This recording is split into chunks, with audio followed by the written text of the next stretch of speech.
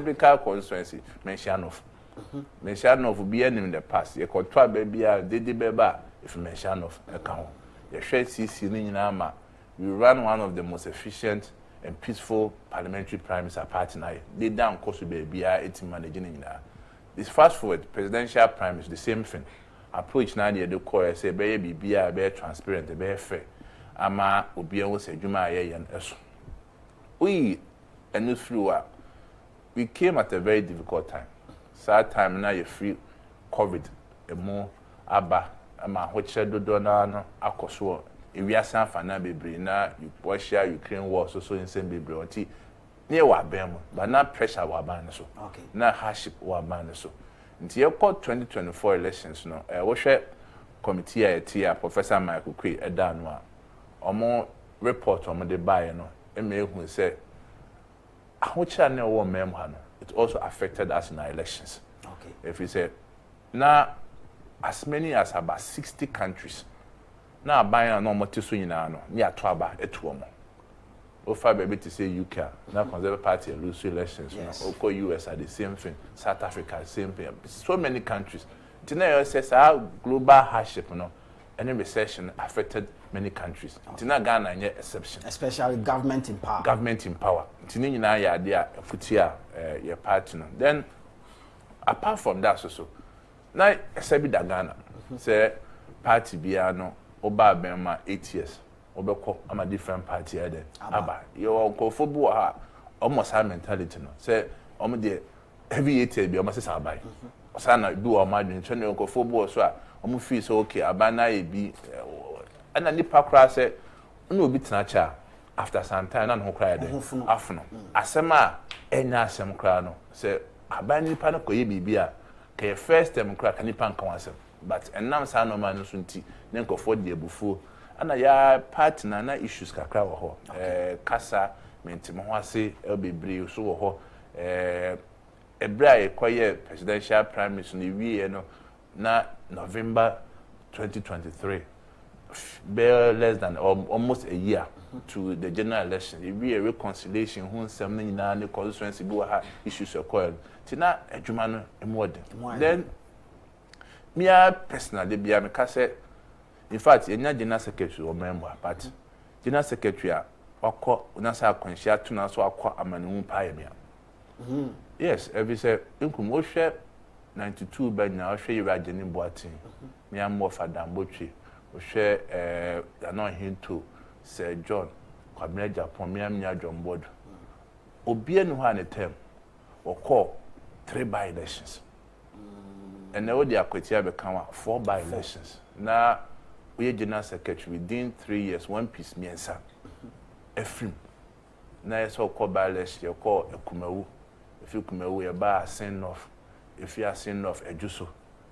ene se bi menua enes ekumiso efrim ntimia to be to jones normal ACC ni akwanhia to me no adena BBC ekoso ma pension so abasa ntimi ka se wo yi ho afrim enti wo ye no free wa wo sa hwe situation na ewum wo ba ye one piece be 80 o ma sorry so yampe finance minister e bi singa na ba kosem da na so at least wo tana hwe kwan be fa so manage sa no ma we nyina party no aban parliament issues e wo ho kwan be fa so betima solve ni nya cha ade a na edin famous reshuffle so nsem e ba ye na e cost do be kan na nsem e ba bontin e kra be kan wasa nti we've been through a lot during our tenure as national officer, me in particular as general secretary. But a shasha mede say no me cost nyina nya hoche cost the ateme cost o mo motiase o mo montiase na nyina o ye penny e do abeto adwuma party ano the papa on the born nyina no say we many focus now you don't hear adwuma but it has been challenging but also masa memenya experience more over adwuma na me yom. Okay enti sanya na o kano say we ye member of parliament we ye general secretary in fact you've gone through a whole lot what church won say mo any ade eduru ba bia wonu hu say we be general secretary for NPP there be me transing ka say my regret is say me be general secretary there be because me hwe nipa domo amwo arehwemu omumo in spite of challenges, in spite of attacks, in spite of insults, ni oni pass the do am frame e hye me nkran e ka so general you say no man no dey but gina se bema na troubles are come nyina na issues are come nyina no at the end of the day no e hye wo den say be ya wo ko anim no say anamontuo na adwuma no ma betutu ye nya betima hwe no ma tutu ne nti me because me nu wana me bo at the experience alone say obaye parliament say me ho by elections are okoye kwan ya fa so run a campaign 2024 the okoye the ankoye the kwata cabinet issues e wo ho say ma me kan no ma ye no ma anye ni at least I can say now issues be our party no my party it's be a mad be a bcbia no I know what to do. Okay, kai so ECC to me come and say na me ko elections no ma ye aye minim no ma ye anye minim ti e ko 2020 I have that vast experience na say me wo ha bibia ye anye you know easy and na me bo akra na say we need 2028 because of the matter cabinet me that because of na many issues what party no some mistakes no it can guide the government to avoid see they be a case experience is something na untimento okay eso wo sua eso ato okwem nti so far there menim say mostly e ya na nkofo e ka say eniama e koso party nim eniama ACC ni ade na most of them are attributed to wo as general secretary amankofo kra efrese general secretary say so resign me ampoma can be that any ade I mean what is sansem na e ya na wo fan say you see etobia betini panas ebi say obi a wonim odwuma poti say ebia unkra constitution no ahwe say bia adwuma si na eso wo ye na ebia ono ade emotions say bia kwa abato anye yi ti obi ka so yakoto abada anye ti general secretary free ho oti ase ba kono ahwe abato ekoto say fort no e free wo say in free because nkum onye me ya adwen say general secretary ya nto me so aba say me kopre MP na say me kwa kopre o mampani akunya e dey ya your parliamentary candidates no more constituency or the face of the campaign enti obia so adwuma o ye o constituency campaign team no national there be any supervision but the main work na e your form okay adwuma o ye enti say obi ka say ya oh then it means say more form nyina so police station no crowd one so say pam nyina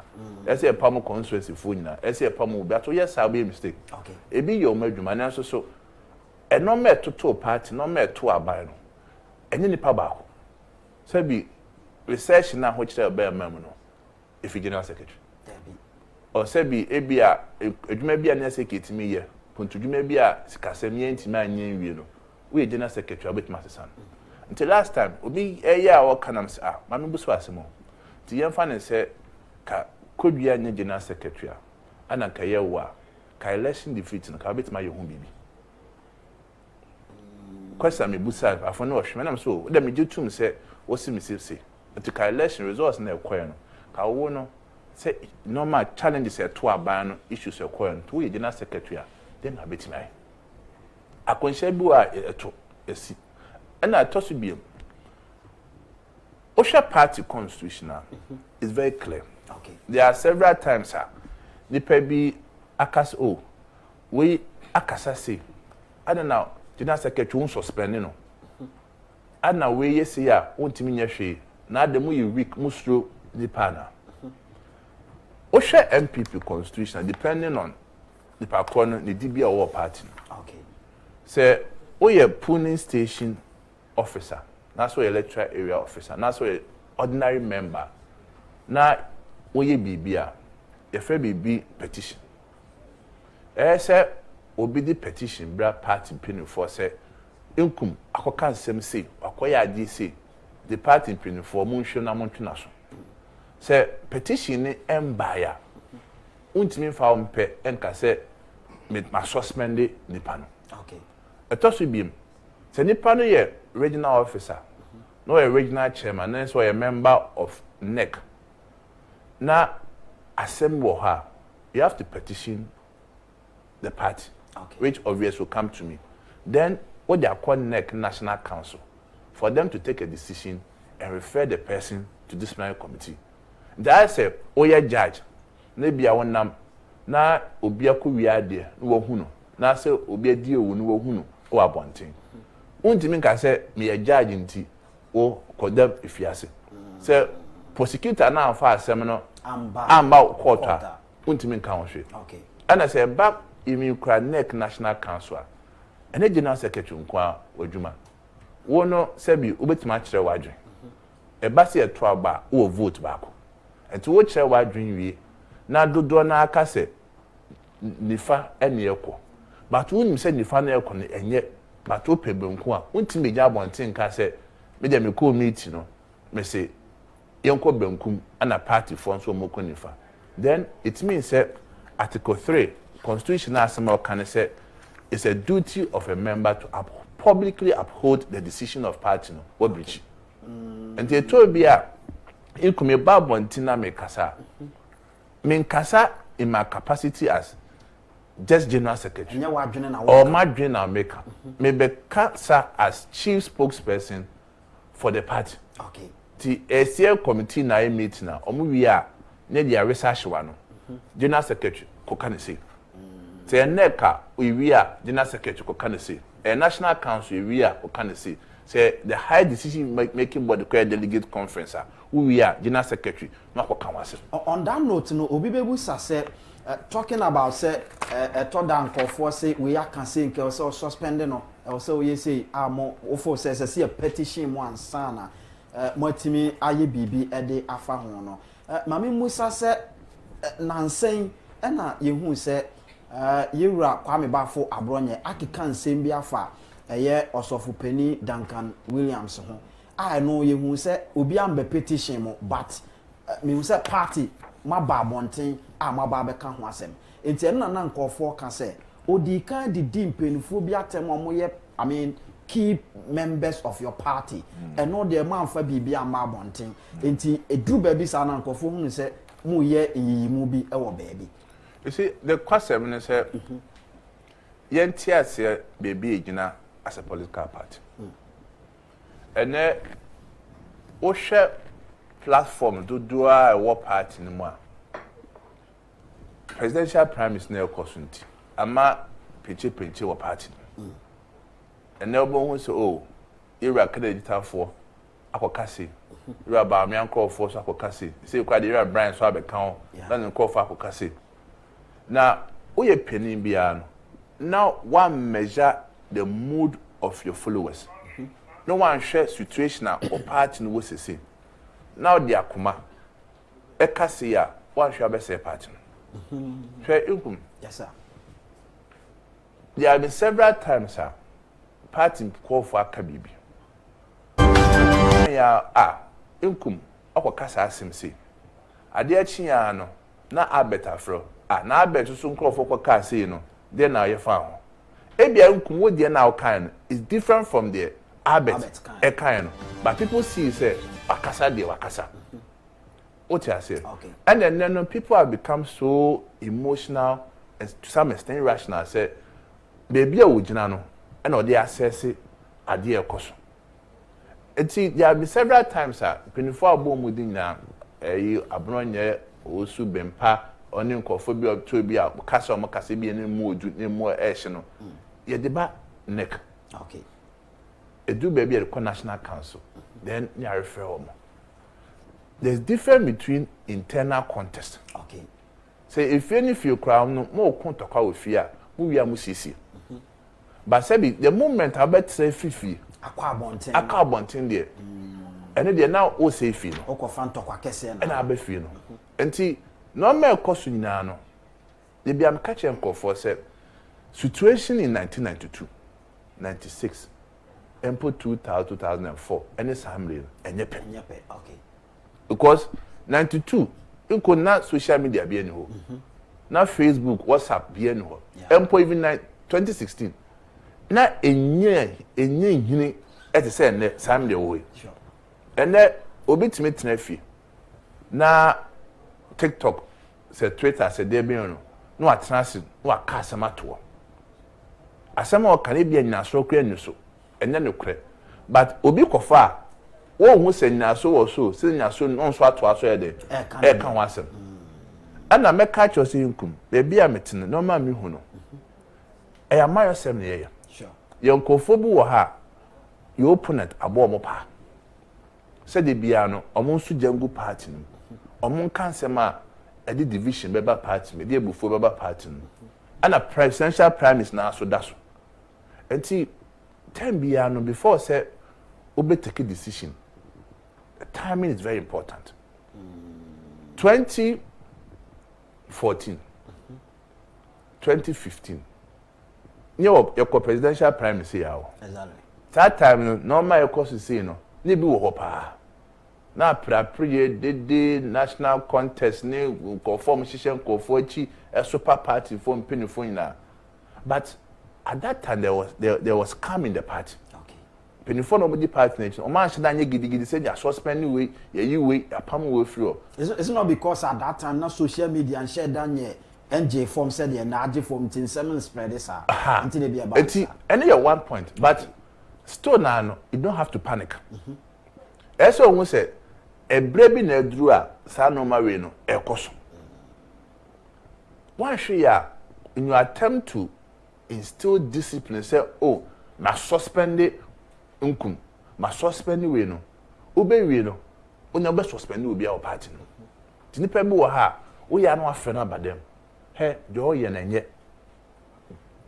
Twaso. Ebi wo so anu refer am discipline committee. Say discipline committee no, omo hwe na nipa kro no, omo kan asem. Okay. Ene koduru wa enu nsem bi. The discipline committee ne be ye no. E na recommendation ye den, omo de be bro. Na the mechanism party for ntia say ene efa na efa nyina no, omo nkofo nyina ye no ma enso en. Min you are twinja do ho. Eyinkum onim. Ye nkofo a say bo mo titafo mo deep ne fo ne bi achi a. Omo kasa omo kaka to bi kwa oto na adjust wo de wanyi ne yi. Yeah. Others are the same thing. You bet my and say you keep on questioning them. Now from no kasa. But na me bone e ya adum. January 31st. See a to aba wi. Ne yi can the force say asumasi we ne deep part in. That point no there. So we are wondering say obey be tia part no. Obeka say tia pa ko na ye yi ne say only part in ma. And no be else adwon na about it. At that point, in St. Pacron, who discipline now, who employ permanent free party no cry. Safata. Obi nti mejan kan so we we ni panti. E na o permanent free. Nti you were lie wo ho. The Pacron we manage them. E bro so a watch the Pacron so. Now, what the 31st January 2026 the abase that time no na party no ye nhehye say all kwakoto flag bearer elections no. Na Mamini Kamusa say Andrew sa time no and I say before sa date no na party no ewo the right electoral college or the be kwakoto sa aba no Linya ne say me say sa komo ya bada abrebia no obia wo press obedi party nenu omo a omo hwe party no ebetoto normal obi a we interest. Ti ase pa. Na interest no it depend be a what. Obisa me say general secretary me interest pa wo abatu ye kwakoto ne ene den a. Me catch you say me pese ye to abani wi na ye wi no na unity of party no. Me pese ye to abani wi na ye wi no say reconciliation a enye din e ma party no. Okay. Inkumeka say on any interest in so person the candidate ewini obi ogina abebeka so on so person the candidate ewini enti decision bi abeteki bia no either say ebe nipa ba akode enye nipa ba akode depend on how ohu say decision na what taking okay. National Council ohwe article 13 na onon kwani body a wotumi say obesity data ye better presidential primaries. Okay. International Council is here no. over nipa a membership of National Council, you can be 100. And no say no, and no general secretary in a picking the panel. I don't quote now. A constitution that say membership of National Council. Okay.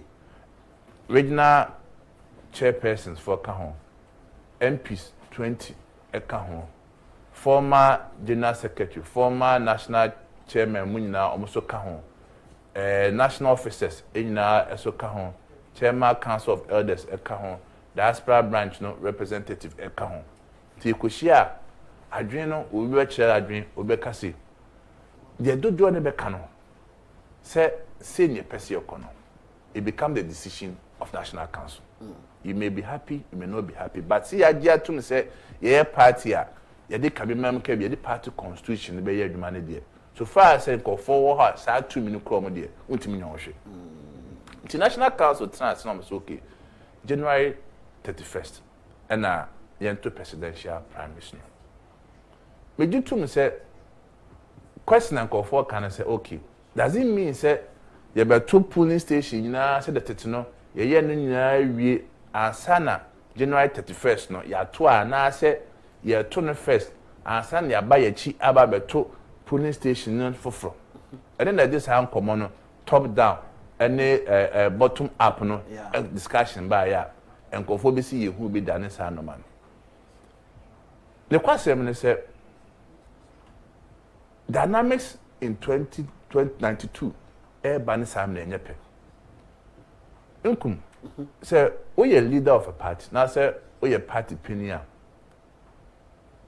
now share the day koso party musisi ka in the past no empoyer to 2023 presidential prime minister no near to polling station in 2022 yes ya to sa 2022 polling station abeto electoral area ato region ato national no na presidential prime de be enum na tension bia shedam be mu se we kwa kogina we until polling station they there ba ho no within constituency wona so that time na mo ye government in power until most of concentration and so aban so until obi o interest na kra na on kan ho asem until the latter part no ansa no mu nyina until only me ya adwen say abon a ye ne compile 2023 no na enye candidate bi abon okay because that time no say be omo press say you are candidate you are ba me abram nyina no be any interest obi abeton sa abon na ye the twist 2023 presidential prime minister and ye to about 2024 year inkum ye 2 year ya na interest started by presidential prime minister can normally ke polling station near you cry ya sakwa na dey say we call presidential prime minister aba international council chance who say ene so ye o kase o kwa could be a polling station elections now share environmental ye wom sese any day da ya koso sign pinifo o mo press o metu franka ma party no a o mo nim say polling station for na beto aba yi om no office o metna Debbie. If you say, candidate be able to try say, obey nipa polling station wa, or be to abide there. A dear man. Until you about me a best sponsor, you are candidate best sponsor, you are brand best sponsor, you are Bacheja best sponsor. And to who sound say, and to on the day of our polling station elections, you know, polling station didn't be so. Until some of my way in idea, National Council in say. One share now kasa was started for polling station says here penche the day abeba party no one share be say party any pay be ukra doso o dey and quite extreme position oh then yen nyaju to me say in 2024 elections no polling station elections no they there by the you year free and the person me kwagina bi amama ngina bi le bufonya apart e ba ha nyina no SF ho and one share now say ko any CBM a obenya presidential candidate na you but a form no ayabasa general obibebu said that has been the routine from day one mo share from polling station na mo de afra de abasoro amoya bibian shedensi wo party nim do you think say anawne ebinum a e kan ya adwene say 2024 entwedie na party ni die no eno ka ho na ama enibre aba party ni mo you see in the count and to say yes we are proactive every say inkum say akoto aba na ye we lost by about 2.1 million votes. And Ukraine is a major concern for everyone. You see that it's so tiba And see, Osha 2016, a very BT NDC bear 1 million votes now. Now, if we say a BC, it took NDC 8 years to be able to overturn 1 million now as no more the ADB account. All this knowledge in the car, it means that 2028 it will be a very difficult election for the party. And you say you will be in the SCA, SCA to an momentum. Okay.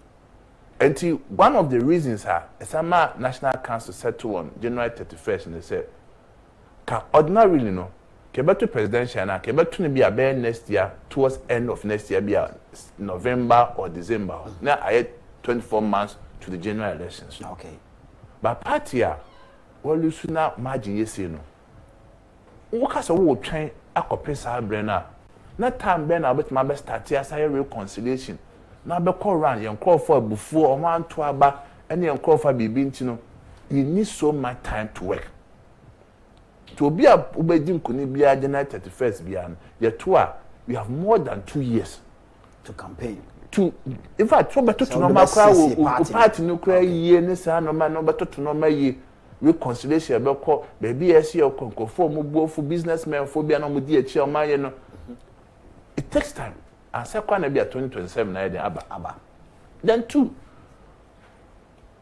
imagine say income they cost wo social media cost wo Facebook cost wo Twitter na ka say to presidential primary next year November to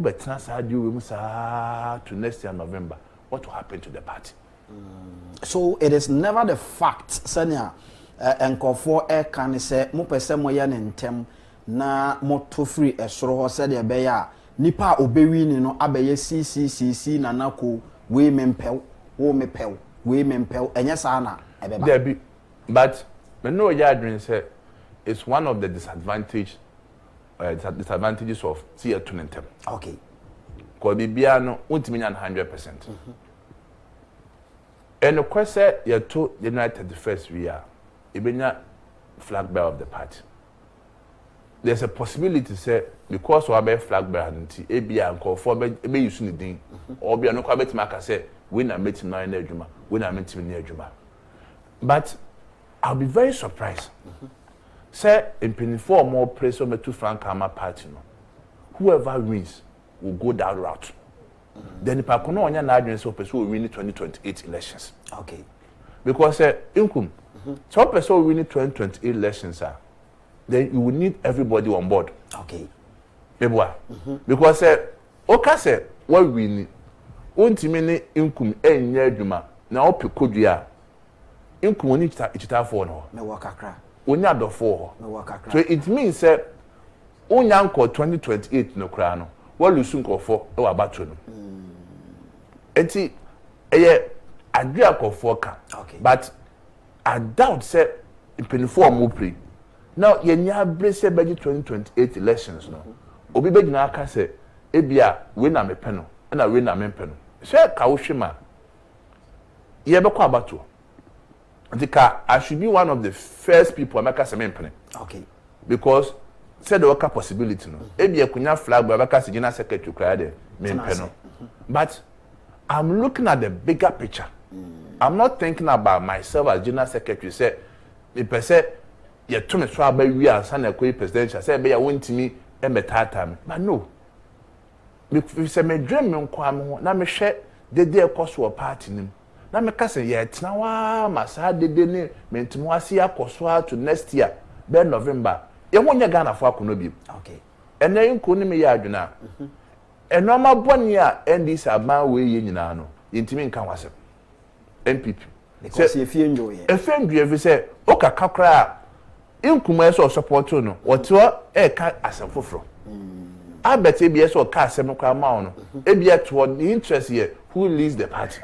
General, the old woman Albert at you. Oh, sir. Who make a crowd bend there? And Suarez or Tway. What is Suarez? Suarez or Tway. Oh, and focus crowd. I make a communication. I think. Exactly. Until you should wait now. What they imagine say, you have to know January 31st a week. See how our communication will change. Because that time there, as far as NBA there, anyway. Okay. Until any now will be whipped in line to work. But no can say.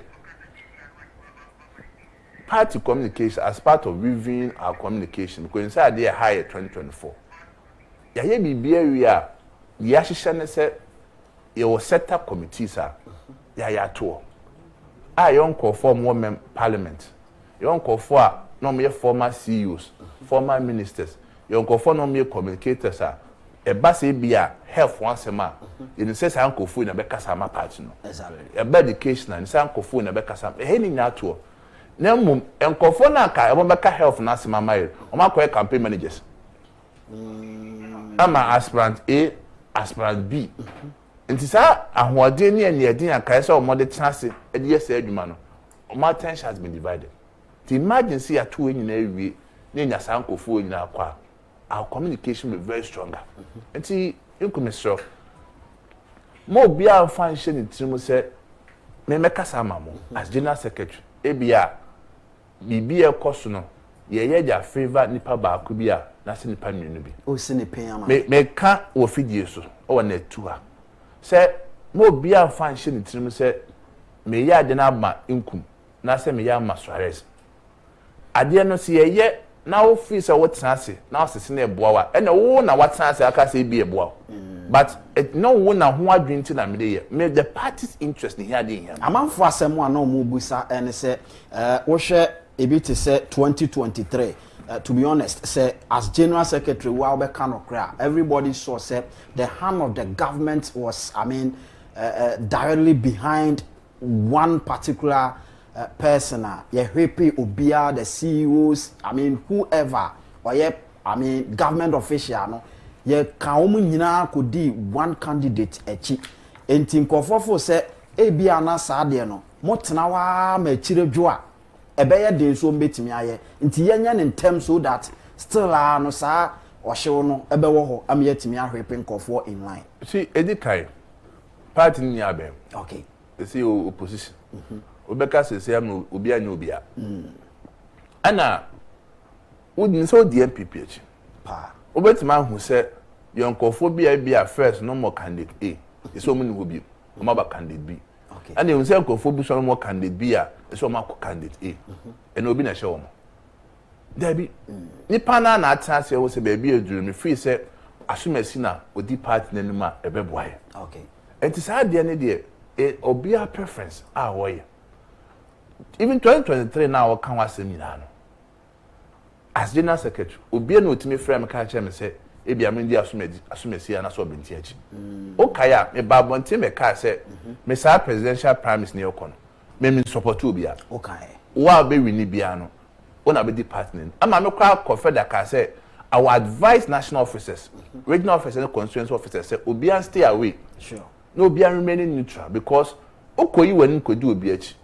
Na nipa ko na nya na nipa fofo no komini a ebe den say trust ebebem okay and I still maintain that position oh na say bi o ka asem na nipa dodo na ntwase no mo no nya adwua it makes implementation very difficult okay and I repeat it on this platform say me obi a your officer of the party there twu free sa presidential promise no and can call a national or a regional officer. If you say, why yes, sir, now could you win him? Now only panel, no be powerful. A bet check the issue, the problem be beba because what they are referee. The referee, I'll call you now so we know we are side here. Wait, made the match. Undini ye. Until Emma Obia and your BB said, Obi ye BB at their favor one candidate be. There be. What the bet match at the back? Obaka say, Bia, we are a bebwa candidate A. All right. Ma membra na me nkyere wade baako. Ya from Mr. Income sinipe dwumedie na waso ani wani enyina gusu a ohwe esanso etie Netu TV GH on Facebook and then on YouTube as well. Sanso so na utie yen ewo oman 107.1 FM so Asante Mantemu ash 101.1 and then 90.1 enso ye nap radio ewo mfimfini Mantemu precisely asin fusu afi omo awo UK and afi US and so UK for no sources radio and afi Amansan radio sanso so na omo awo US and so etie yen ewo Kings Jersey radio sanso na Jerry's TV and so Fajumedi no life and call it Sinipay many general secretary of the New Patriotic Party lawyer Justin Kodua Frempong and amene AD and komo ewa ha makache obetime de o message and o comment ni nyina aba ye be read akere general no no ankasa nso ehunu senia etie now general mamene o enko just ended event party no ekoko ye ewo University of Ghana Legon sports stadium na enhyehyɛ na nkasa ohwɛ niana ewa ha na ultimu se Nanado Danko Akufo-Addo the former president ebekasa and then the former president Yewura John Ejekum Kufuor enso bekasa ne womo aka ene ade nyina but ohwɛ menu no so anaso se table of content no so ewa ha obia ni wa ohun se the former vice president do na ewum se obekasa but for him to be on the Titan tracks na all wavy party folks no obekasa na a direct campaign launch for Dr. Bawumia and no be ya no saying you see though onye part of a plan and more planning event no dey so far as a major secretary there party assembly at the family okay so say you are Bawumia Obaho is his capacity as former vice president and former flag bearer. The idea no bekasa. But say okofa Titan track no there. Because na minima so obakofa I didn't know. But you see, you must also understand baby a part in the agency. Obi kan sa you about me kofa ho no. Na me kan wasem. So the menya aware say obakofa ho. Okay. Ohwana mia madaf Yewura Ken Japan. Obi so de video bre me a Oba stadium no gina car so a we say. Eno se nya campaign. Say no dey ya chiri. Oh there be. Adan na chi. Nkum. Adan ye. General say ote ya wo kasa e different from so obi gina studio na chi a ono nso e kasa. E stadium man ye kai some obi anya campaign ho. See assembly there. O campaign. So, it's because no. Okay. Ana adukonti amemma Yewura Canada asem issue. Ani Yewura Bawumia asem issue say. Say euphoria na ekoso wo ho nyina no. Ene na be determine January 31st about one. O sini pay. Ene no na be decide o. Na ye share o stadium ho. Ye be 5,000 or the 6,000. 6,000. Omo ometo aba no over 200,000. And two fee say 5,000 no and a big influence 200,000 no eti no maybe wa ha o ka so you need ADH but make us now you petty okay because enkofo ba ho a even the stance now you wo enkofo mo pray so ma be even national officers enya be nomination sure. But no more stance ni ma omoye campaign wo yes enti no be end dey stop them it's event na esi. And at these things, no less help us all say we saint. All normal SSs we see no a they be conference as. But the most important thing is say a human form. Okay. A human form. Then one thing we can really expansion party in this year. Ama former constituency officers eba beto abanibi. Emma former MPs abeto abanibi. Former MMDCs abeto abanibi. Inkum. And two free say sa go form beto abanibi no. uni maybe o mato amabako Debi. Because me pese me ya de favor obi a kasa expansion we no can make us me yenye.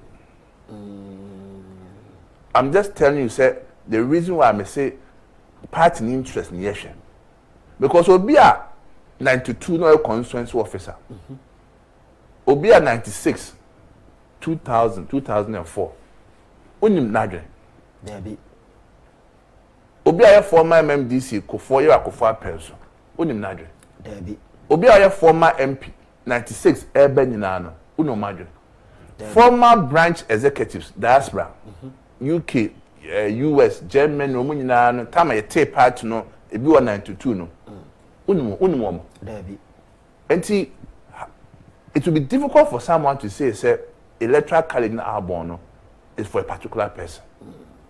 It will be for a particular person. A brown betia da unko ye adwuma wo. Politics and campaign is about engaging. Okay. Ya obu ha, obi a odi politics bi enum. Ko fobu a o ma tena constituency ya abon. Ye koto aba no mo lusu ye. Onti mesre woni atiefo. Ene omo a na 2 year stage na nkofo tip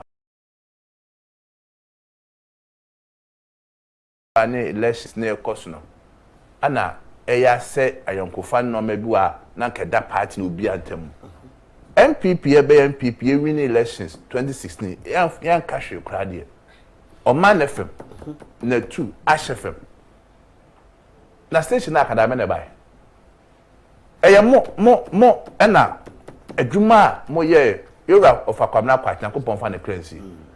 Adwuma mo ye wo station ya. That time Lord Inu Salamsa. Ash FM. Every time bia NPP asem ene ne yeka. The party ne de yempo Oman FM na 2 Ash FM de. Eyi mu frima enye da. Ba general mutimi ye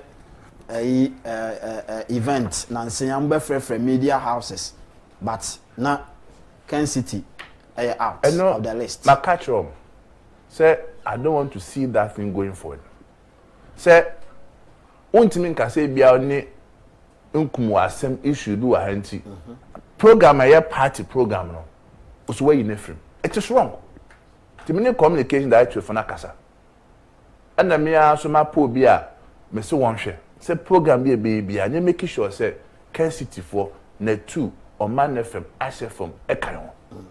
Because sabi nipa muni bi watsa on chen no amo abedu baby no enyi boniaye ntimso mesere mo say empo bibi bana issues mi na mo ntiase a my doors are always open. Okay. What dem mo frame na sabi dem nka me nsem na meka wi a etie for beti dem kan na ba wo ma na sa be ni mo ambohu na abo ama matimi akasem ni ye ene na ade am so mesere free and 2 for now general my go back to emotions are more the core emotions are more the core University of Ghana kokoye hu adwuma that was 56 emu maku mienu pe na party no anje antum now ebe sisa constitution for the party ofo say nia wo mogi tu mu no e de nsunsuan so pa ebebre party no nia wo manje antum nso so no ebe ha party no anase de ne besi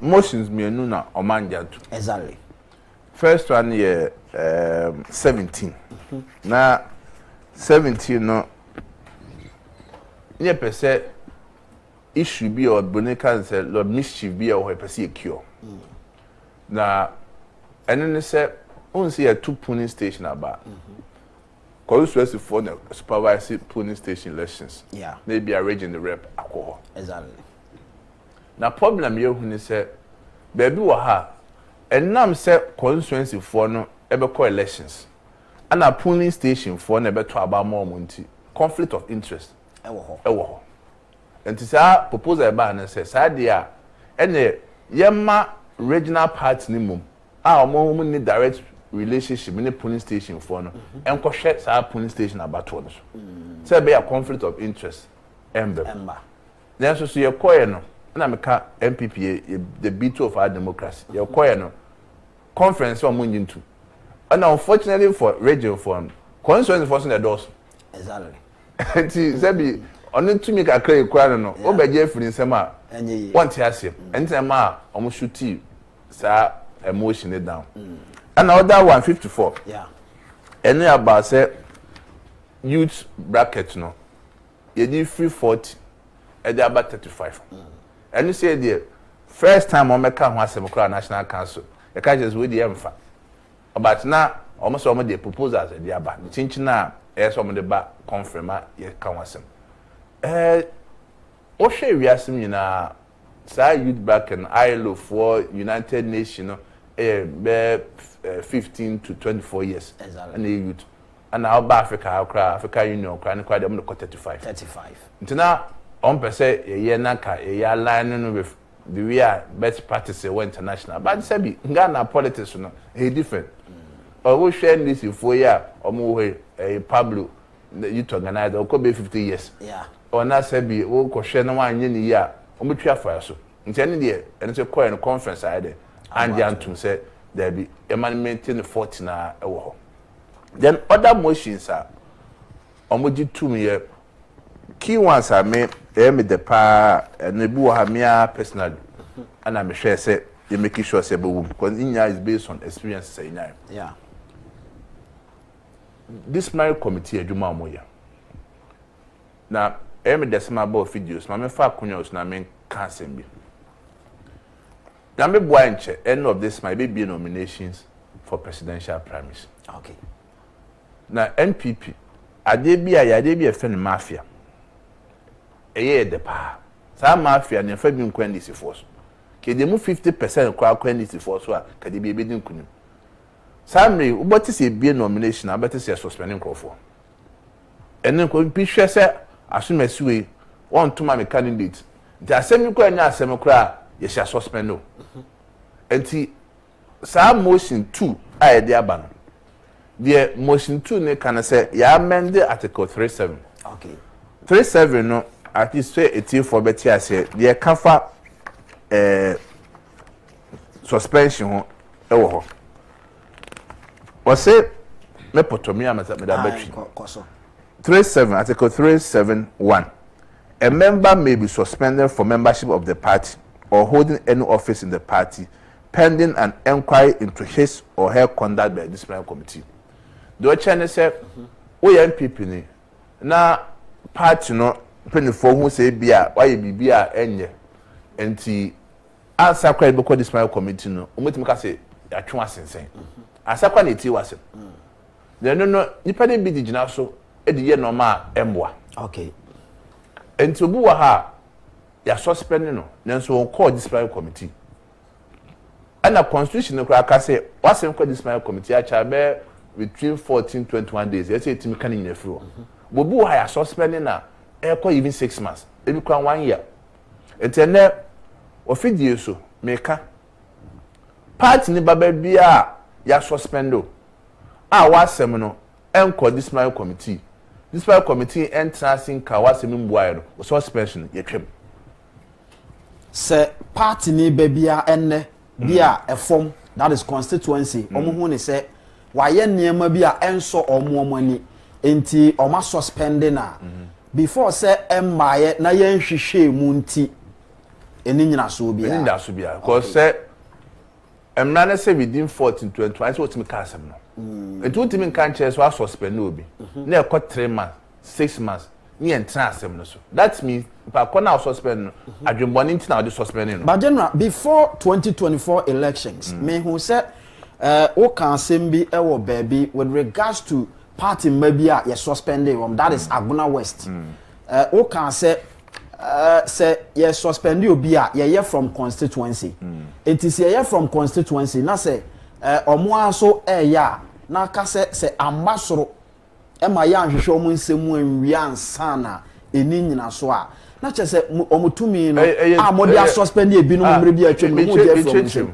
chiremu suspension yo mumino okay ye wo de makasisi a say what me asensen na so ntie manu masem what you say eno no say this committee from na saa 14 days no atwema saa suspension enye adwuma okay and the order ya suspend o ma discipline committee o mo ko discipline committee hearing ama mo transi ti asem nyina aka say nkum why bone nti ya suspend no and their family akwa mo and the mintimi nka say ya twagu first one na make asem see ya ma hearing no there saa suspension enye adwuma but the one go through discipline procedure there the part ni betima ye na amnesty okay so nti no crowd no national council nyensi jani wi ade ye kan wasem but nso me for videos say ihia ne padodo edo ma ye adwuma okay obu wa ha ma suspend no nso so wonu no ho ebi kwa de a chop aba san kofo no de be say party penifo constituency any region say omom de dwato aba na omama party omanum ho de omo hwa mo fa nche omo okay and the third one here for feature ne de eno no unya discipline committee unya obia ene se okogina as independent okay na se oko support independent candidate bra party no ayi obi so nkogina ene de yenti wa masem ene de wa ja party no dada okay ente no before say ye be kwa asem no ese party say admit say yajuwa tum say sa be kan ho ente yenti eno ase okay but ma me so menti ase wa ha say me kai say before 2024 elections or parliament yes NDC for a raise motion say enipa bi run for I mean as independent presidential candidate and so therefore omo a member of the New Patriotic Party but ye hu say omo ko say na party constitution no say e na eka nti say sa na tie dia enkofo no mu yi omo free as say omo numbers no say e na gina me kai say wo parliament mo kokon nwa ma Supreme Court krama ni nyina na bae no na mo awie ni enti senka sana di aba besen kode a don't you think senka ne sankofo no nso no yen consider wo mo na nke bi a yen form nso mfom so nche because bi a waye sese no onye bi sebi na metro kwan no say for future day you have to reapply okay and them na me yama who one else will apply and they see parliament and say nipa ko no or yes or be member of parliament in the next parliament what you say parliament name no across the carpet say bia if you are come before that same parliament yeah in a different matter okay but parliament here can was the 9th parliament asema yeka not the 8th parliament okay temremo no enye adwuma sa ntenene enchiremu amedeba all right then me back to motions no and now said na you say go for so abuse sa article 37 I say utimi suspending nipa before say betin enum asem no and then motion 2 e dey ba I replace sa motion article 37 I say yeah.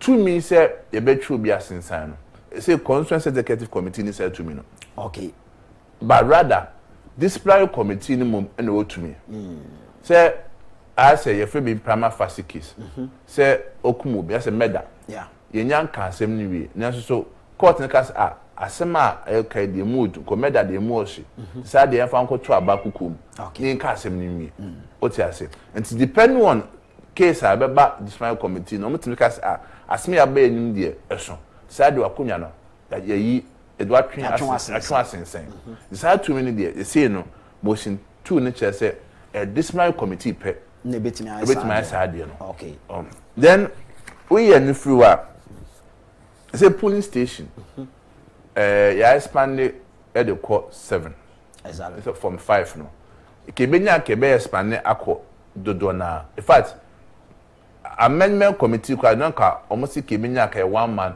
1 vote okay then so the question is say afina party kwa ya start here ya hwe membership drive no na me bo September ye ID cards na ye suspend ye be sa to aso okay ye to aso a ye benya database no nya database na enkofo be sha ase atwa juice o party no enti ye target ne say na me bo by 2028 ne de ni ye hu database enkofo a omutwa juice no ene enkofo mo party ID card enti no ka se wo ye 1 man 1 vote a wo record ya den dance okay but say no ka se o kwakoya enka kasa mmiri a amanfo ni abre presidential prime minister no asem no e be ka so kwakofa ngofa ye den aba be chichim a favor obi tin nya kan na committee ne ka se da bi yem prepare for 2028 nti ho no limited expansion na dey ya ye okay ana ade ba ko a ne ye kan waseman no amba motion rules and functions for party executives in 2024 you who say constituency bi wa ha wantwi wo ho chairman ne first vice ku first vice ne second vice organizer see to organizer agin adwuma ye assistant secretary so onya adwuma ne nye na assessor ba ko ne say constituency ba ko na omo kontokwa na me ko se me ko sisi eti idua etnase na chairman ne first vice no na ekwo na bu se executive ndi na ekoso if first vice na no a general chairman no eni pabonini only say meetings bia ono kwa na ekwo chairman be chairman won tu kwanda on yare da waje party na ata na nyas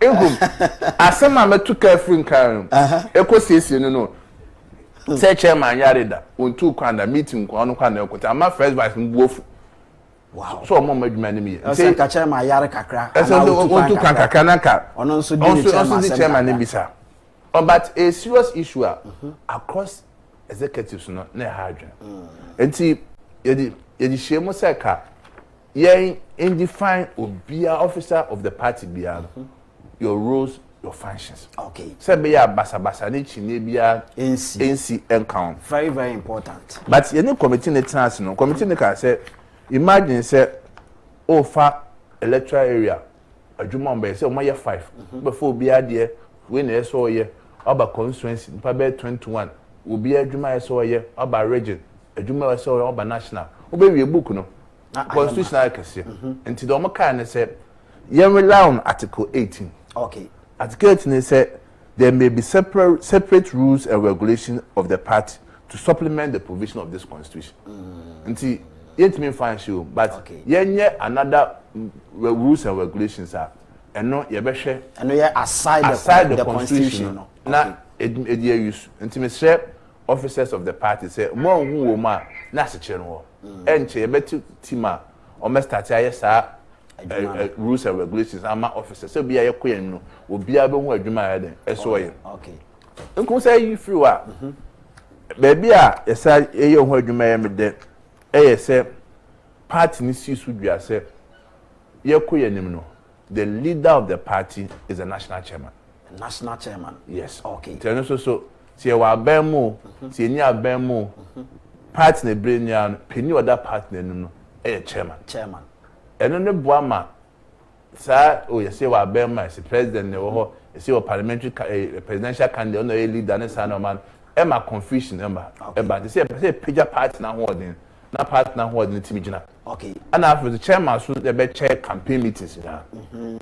On the no boama de tumi ahye party and some okay yeah kunya be translate aba region and the constituency nya e be party ntimi nya ahode ewo then another motion say additional standing committees are the national council national council of 5 standing committees they say offer constitutional legal affairs finance disciplinary committee organization research you do say communication at the deep past nenya or 2024 elections no and the say no ya dia to say the communication committee can standing committees of the party and as I dia to say instead of say you be appointed communication officers no you be to so aba so until obia na be so your communication officer for elections na yan to so aba so nti me say me come constituency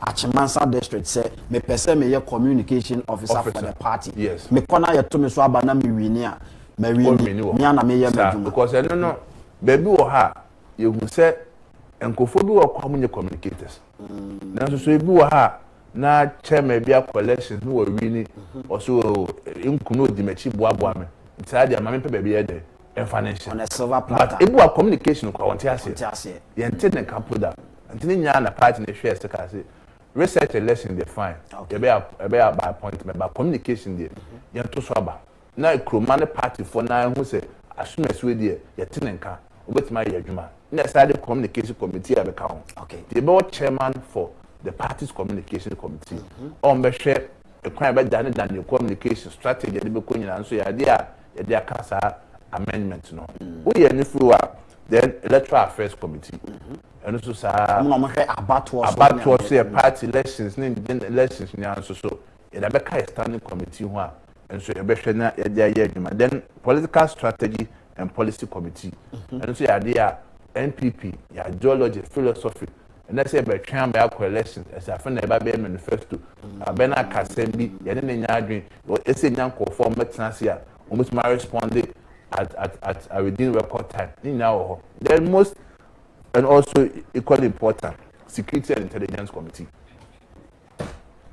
and also your committee about the council fa your ban bon wasem security wasem and also your standing committee partner there but can't tell those 54 I'm say my juma na another motion and also managing ho pa na say we are talking about party coordinators, no, that is electoral area coordinators, no.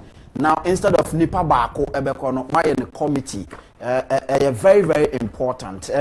So nipa. Na mami nyina we na mi musa se ohwe nia course ewo University of Ghana Sports Stadium one na F so ni.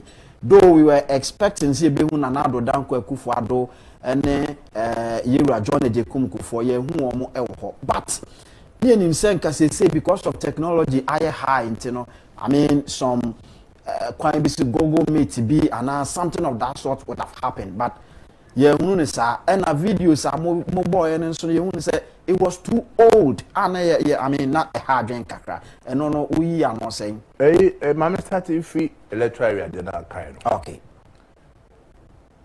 wo hwe electoral area wo ha NPP electoral areas no it differ from electoral commission den kakra okay your constituency bi wo ha most say EC electoral areas here 10 by NPP 15 maybe na 20 and no the party ninya your collection bi ambese me bonia bon say nipa be nipa miensa no maba begina using NPP electoral areas na be electoral commission dey near bako te be duro na NPP nipa be miensa so mu begina na ndisi nipa bako pe o ka so bi nja so antiasi antiasi there be you realigning with electoral commission electoral areas no and that to be nipa bako nkwanti minya adwuma yeah nti 4 ebeka electoral area coordinator no ha na even polling station no cry 15 at 10 omo kwati me check polling stations na there emo mo say be ya adwuma no betima akọ ajamaye then on the issue of your former president Yura Kufuor ni na Danko Akufo na Danko Akufo do kwado my chief of staff former chief of staff exactly yeah my from Opare ebe kasa e de man no now I'm told say Yura Kufuor no more try say ka omenya ono ama na kasa but link ne there no na etime ambo nti na say bia wo kasa won kasa but no I prepare so be but I bear from fidi and etime ama na but o me bia na wie bibia so e brief for me na about the program. All right, now we all the amendments say yabenya complete constitution for the party.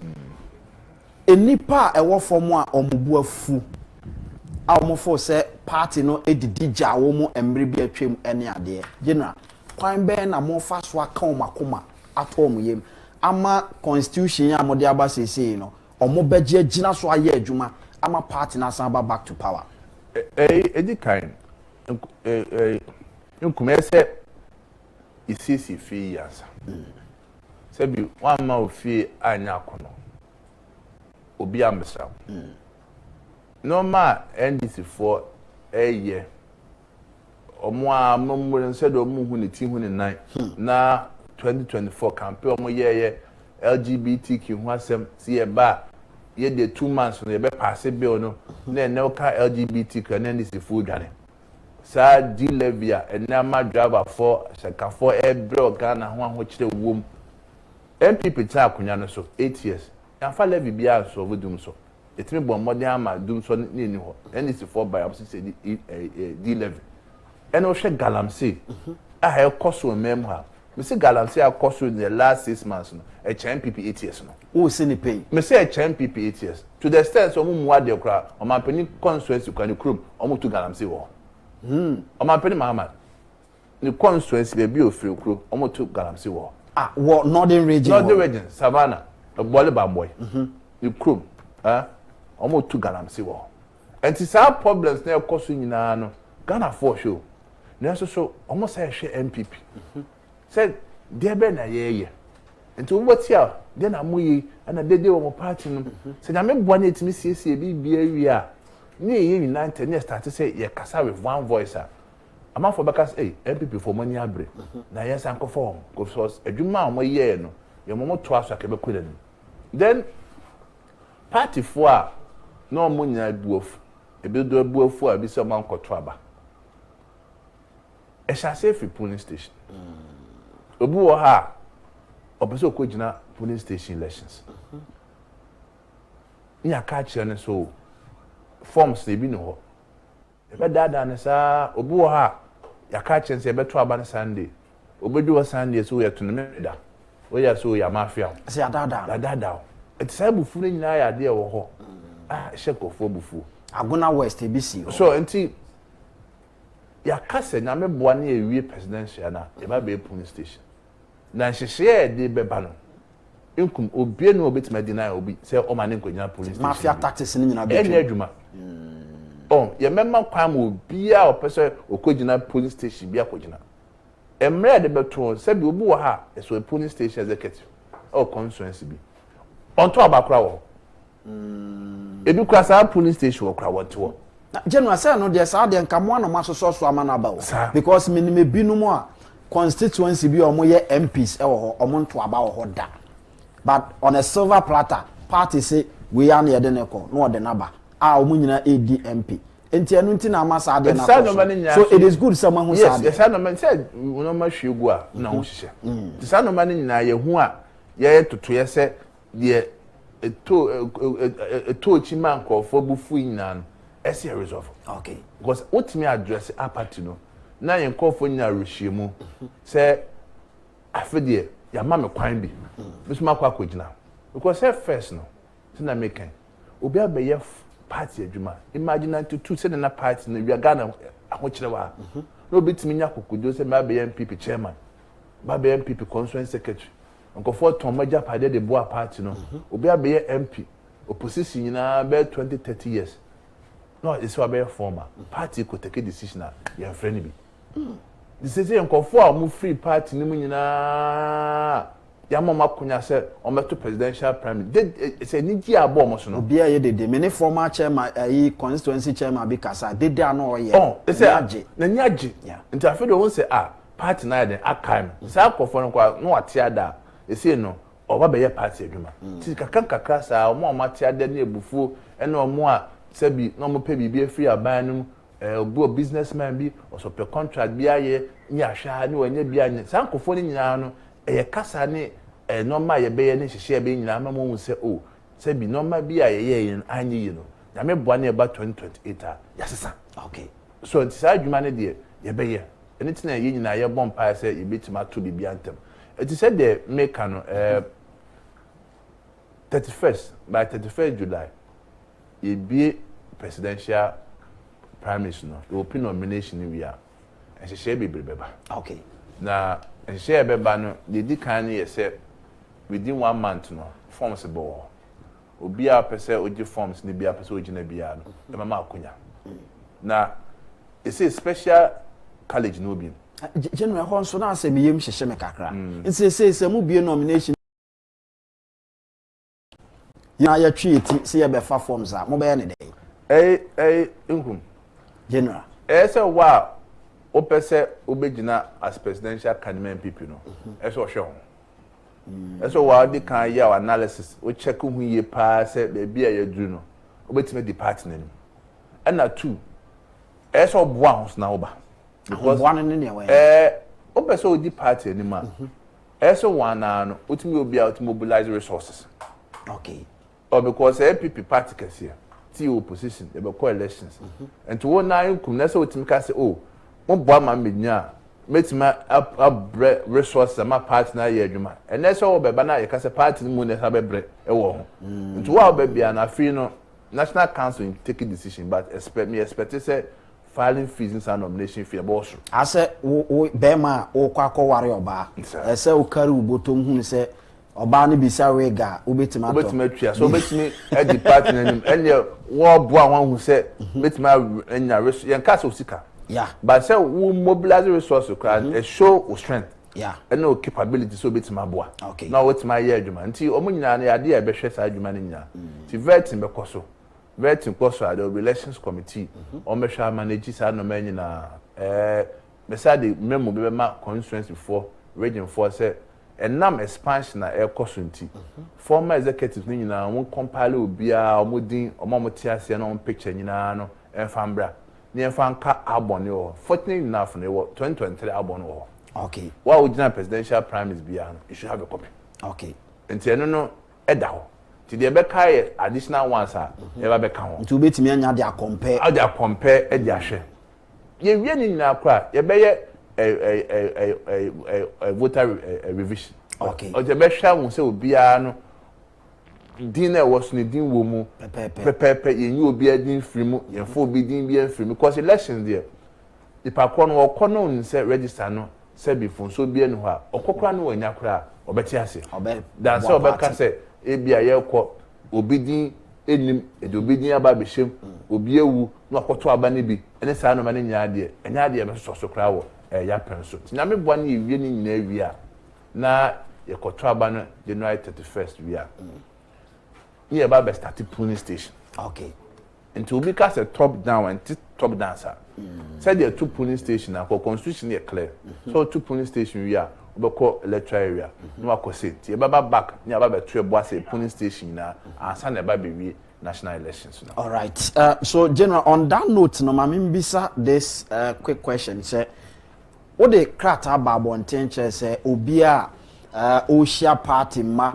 Or engage in any form of campaigning biano onjai sadi and son say what the tabo after so now what share time mode beya ya de babe kwakoto flag bearer about one very short enti sa tabo na what the two campaigning so no say what pager and daso consider be a national council and a bit take side decision nyame bo achina so national council ye meet ntini nyina be kan but no nim say by practice no say unya bie nomination dia no ma kwan say enkofo nkoye campaign okay and unless it be best somebody meaning say the moment say 31st or 30th it be nomination dia akunya be da say presidential aspirants no obi abetima call rounds any campaign. All right. Enti many General Secretary for the New Patriotic Party, Lawyer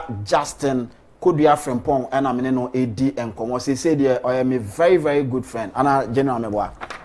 Said, General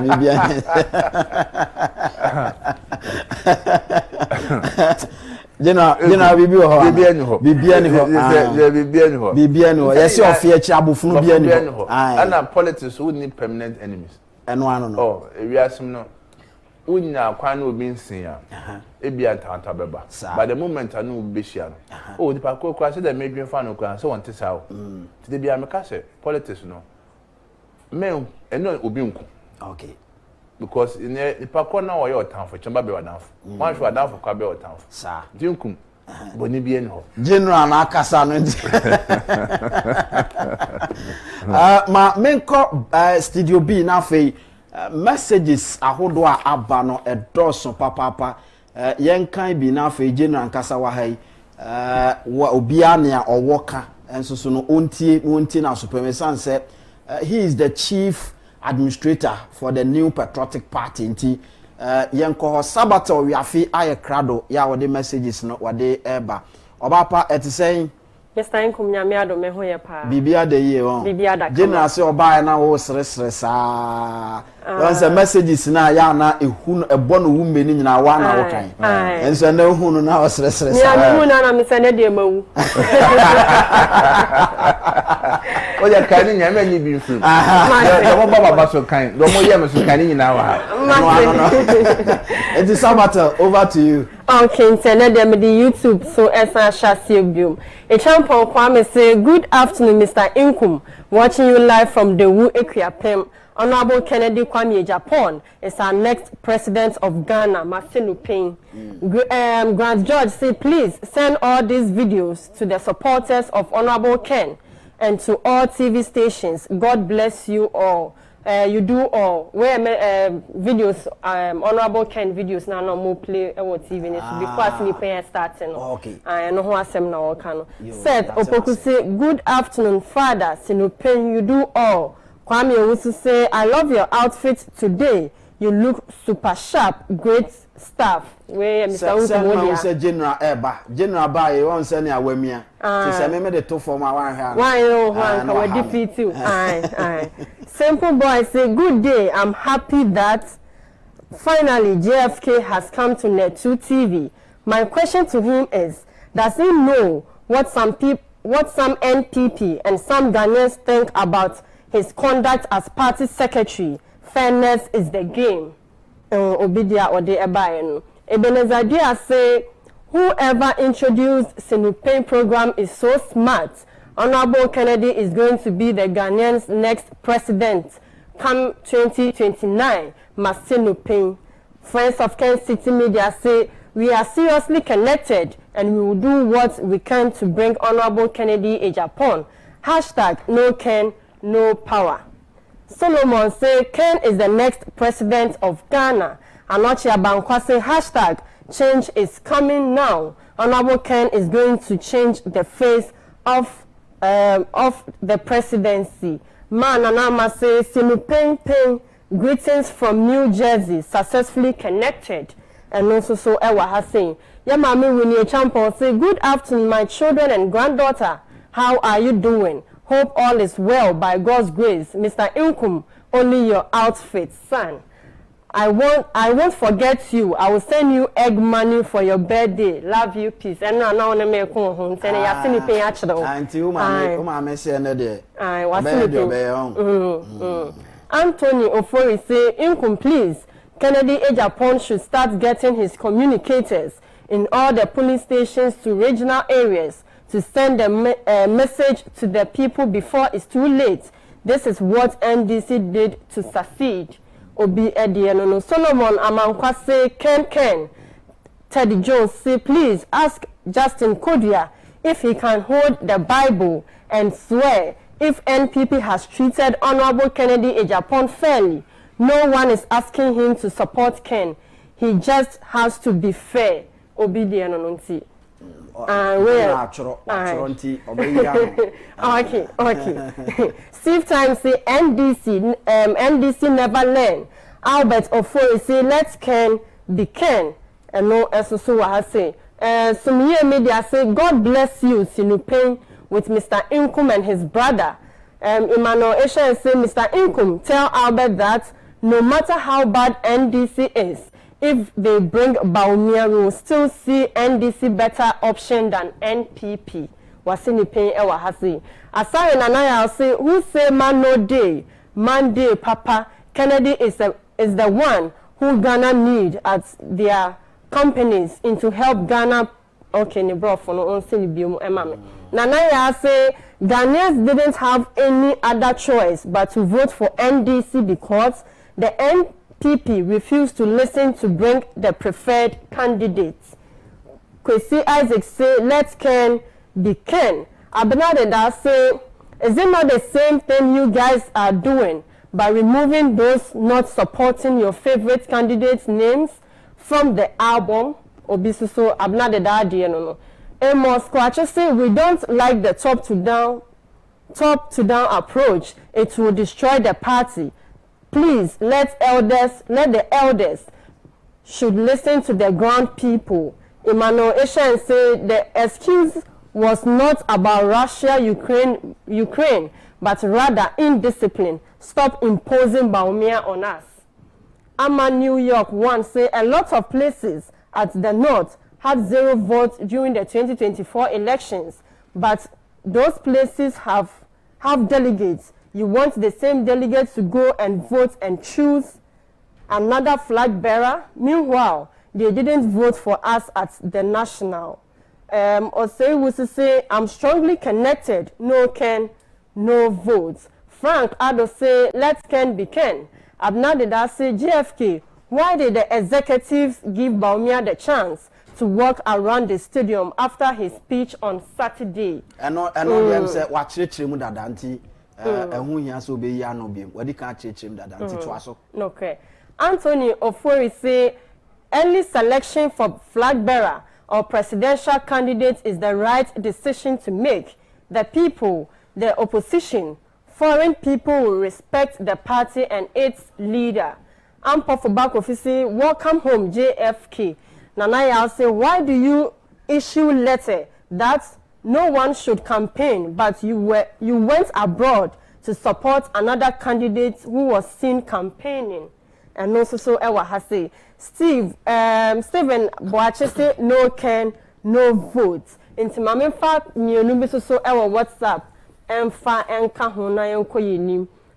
We say General Secretary Justin Kodia, as you speak live on Net2 TV, kindly remind your fellow party executives, especially those who helped form this great party, that unity doesn't mean sidelining strong voices like Honorable Ken Ejapon. It means embracing every pillar that holds the NPP together. Ken is not the problem. He's part of the solution for 2028. Let's choose inclusion over isolation. We Kofi Mano and the message we buy. We say I'm Roxanne from Asinfo, so please, I want to understand the top to down approach well. Ken is our last hope as a youth. Watch it, Chrimpa. But was Sunday, Babium say, General Chrim, baby, I watched it, do need watch him pa sign every video, no. Obun say watch him, baby. Okay, Mr. Inkum say, where the mommy found. Enti ma member general ho, I'm say watch niama baby na onye no ano ye wi anafe ye bie phone lines no na wo mo a ATN so abem na yetime de dwumade no abawie. So general obebo niama bi tofa amamia ekumedas na obi ka say we have to be fair. On quite a semi for Bible didn't see as a count. Ekubasi se maka ho asem. Say menya dia say me di project to be. Na say me di so be campaign. No man me hu no.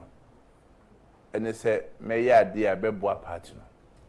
Na ebe wie January 31st. Obi abon se akoto aba. De odi nkunim e obi a party fo na agitum say on e pese odi enum. Process be free, fair and transparent. Okay. And I said me two videos so I can say expansion a year. The boarding from 92 by the power back the boy called Kayomo, the boy on the moment. And I wouldn't be a or the Bible to Abano. Now man frontier say odo on the power to next year. See from the quiet campaign man. And let's say be a radio so or TV so now be casa and I say ni say a human of them. Baby at TBA on the polling station for more, on the party for ball. Call them Kokasa. Because be a drew what the finance and national officers could be a castle on Trabana. And you baby, or in your trouble crack come out nipa crack, or no point me. A nipa 200,000 or more constituents, I'm on no motino. Or when there's some Kokasa. Okay. Then what you be a one there on campaigning chair electoral college for. Okay. We are in Florida, but I could say me call. Abuche ko support I say time I would tabo no ba say obi anja I mean any form of campaigning no you who say who UK I will support to Dr. and say sir common say na reho okay and na me ka say na social media say part no me call IDU conference or Brussels man call London but me team you know yes could be na UK a campaign out Dr. Baumia. I'm say at least say obi a campaign mo obi say kabenya video so obi enti mambo video anka say bia mo ho in fact enam say na ma hye mo ho so nti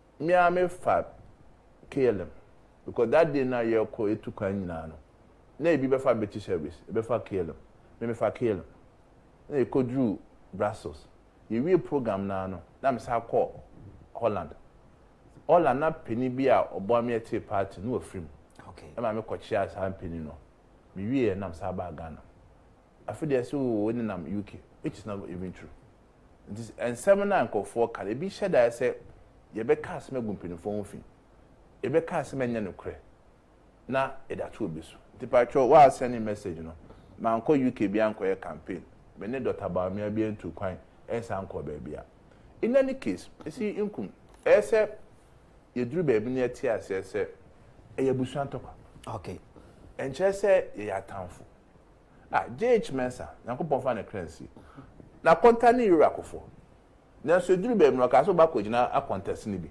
meboa na so one ne na ma mokoba the fact that say bia bo say e bia kodua ne e bia Dr. Baumia to on Canada to on e ba charge akoto it does not mean so support no okay say be obi adwen e hye letrim na so ye pani a obi aba on chen a o welcome no e bia honorable Canada na enka me ne ntem asem me ne no etrasi etu ansa didi o ni fie and summary ya wo contest we nyina no because onim said them city and onim say how fair I am but it's tough for mu di akire no e say mo ti ase say ye wie bibia e say enye obi a obeka penifo nyina bom say ye nyina na ye fruma baako sure na say bi me ye bibi ti ayira Canada na say me ye bibi ti ayira Baumia na say ayira Brian na ekina no so mu obi mbi na anya obutuma ko mo nchen no no man tena ya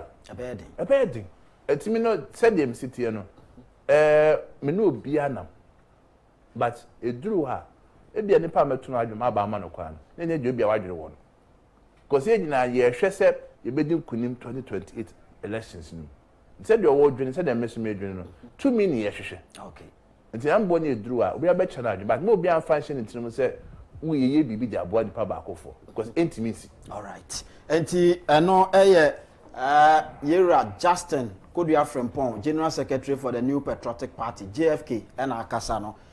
Ono ankasa ose obia ni hono mo a party eye bibi e dia favor no. Se ote wona ye wadwen se party eye bibi e favor wa wankasa no onim ne awoka. Ono ankasa mu no ye beka se oye product of Sadian because e dru baby. Na all the 16 regions ni nyina na se 10 regional chairman ni nyina no obia sorry supported ne opponent emre bi atwem but otimi win elections enti sapepepe ena etie ena ono a wabafie ene obae no say yes efie ni fie ampa ne yonko brebo nso so lawyer kwaku amodate enso so ewa ha se wahu yonko brebo ne o ma political salute ati ma ya activate phone lines no na fe mu amohe etie so no momrem messages there no wetimi answer ni nyina wo susu betimi afre na afi odo nkomo aba 0240 550899 0240 550899 in fact say ofra lower TV set no volume no anase radio set no volume no na tie me your phone no so na nkomo no nya smooth esan say oh just 30 seconds ofra enti ma yento aso hello good afternoon. Hello, good afternoon. Hello, good afternoon. Okay, ono ntimi enyina so nti ma yento aso ne yenko foforo so. Hello, good afternoon. Hello. Yes sir, good afternoon.